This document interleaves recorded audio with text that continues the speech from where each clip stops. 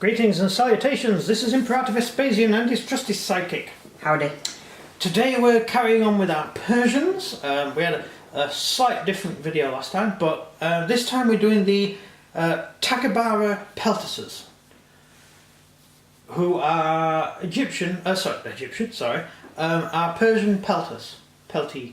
The idea is, during the Ionian Revolt, the Greeks had these guys called peltasts, or peltasi.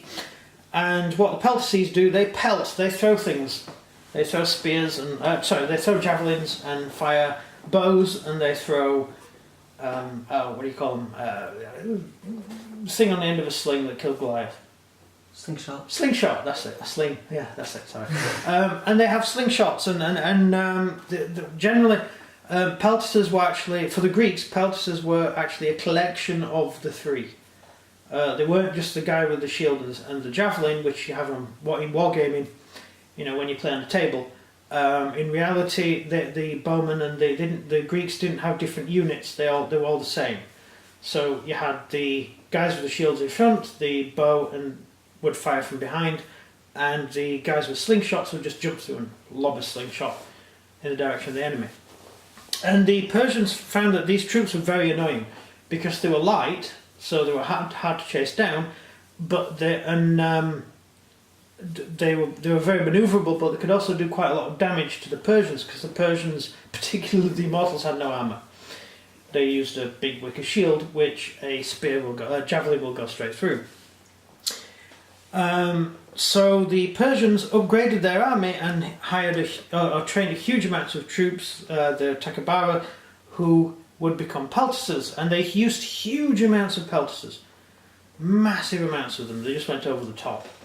The Persians probably had as many light peltast troops as they did regular army troops, which kind of might be useful, but they lost the war, so you know. That's because you're fighting people with actual armour. Yeah, your slingshot and your little javelin doesn't penetrate anyone. Well, these chaps. Backing up the guys who've already done the video for the Persians in armour, the Persian hoplites, it would be a good combination, because your Persian hoplites would go more or less toe to toe with the Persians, although their spear wasn't really long enough. With the Greeks, but their spear wasn't really long enough. The Greeks out-speared them. They had a good 2 foot extra reach. So these guys could pelt them. They could throw them. They also carried a spear. Or depictions of them show them carrying a spear which is the same length. It's a 2-headed spear, like this. It's not actually a dory, but it is a 2-headed spear with a proper spear blade on both ends. When the dory has a spear blade on one end and a lizard killer on the other, which is a short pointed bit, which is really a counterweight for the front of the spear, but it's also to dig into the ground so it won't shift when you're fighting. These guys' spears, they were about the same length as a dory. So they could be used as spears, but they were actually javelins. So they were very long weighted javelins. And they could also be used as spears as well. Although I wouldn't give them 5 seconds in a battle against actual hoplites. But theoretically they were quite good. They were quite useful, and they may have also been used to back up Persian hoplites,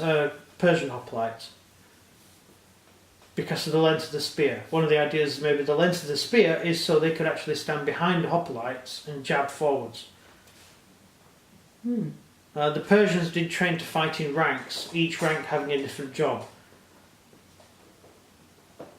Makes sense. Yeah, so the front rank just holds the shield, the next rank jabs, the rank behind fires a bow, and the rank behind supports the front ranks either way, either using his bow or stepping forward with his spear. So they could have been worked in conjunction. And certainly did cause trouble for the Greeks, because they commented on it. They commented on these annoying Persians running around the fields, throwing javelins at them, and then running away. Also, the Greeks didn't have the cavalry to hunt these guys down. They didn't have much in the way of cavalry. The Persians did have cavalry. Hence the Athenian adoption of the equipping light infantry with dories, so they could fight as hoplites. Although I'm not sure which one came first. Did the Athenians begin to use the dory with their peltas at the same time, or did these guys give them the idea?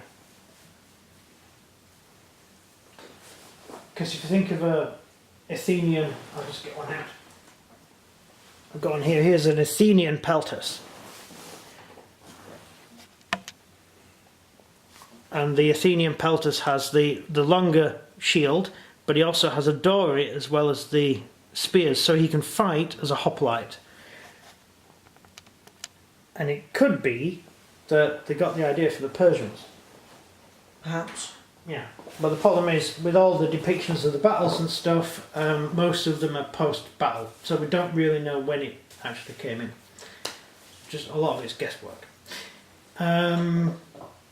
Yeah, so they carry a javelin, and they also carry the standard Persian axe, the sagaris, which is a axe, standard close combat weapon. They're light infantry, so they can evade. Any questions?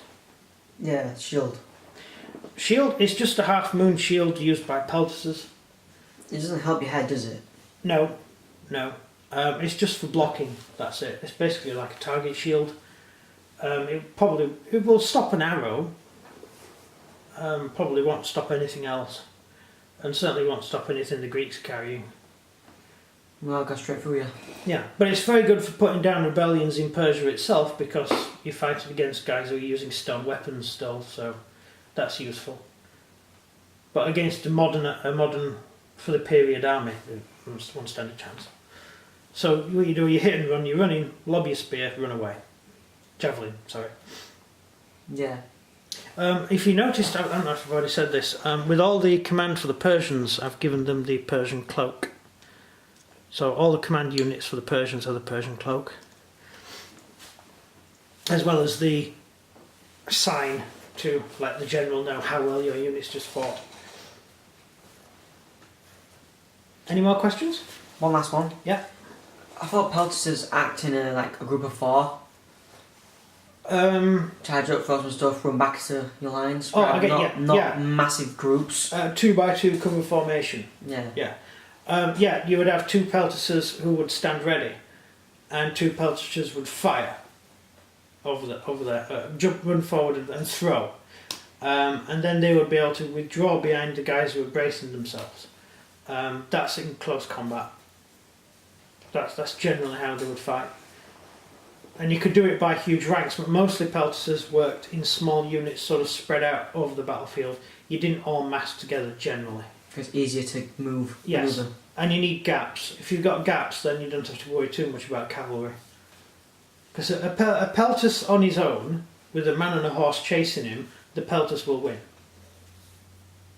The peltas will win every time. It's when you've got units of cavalry, the peltases are in trouble. Yeah. Next question? That's it. Oh, that's it. So that's the end of the video. That's a quick one. Well, there's not much to talk about. No. It's peltases. Yeah, just peltases, I know, it's boring, isn't it? And they're not particularly historical. They were just normal guys. That were forced into the Persian army. Yeah.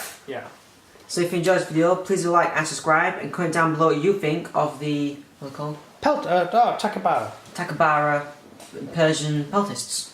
That's it from me. And everything from him. Goodbye. See ya.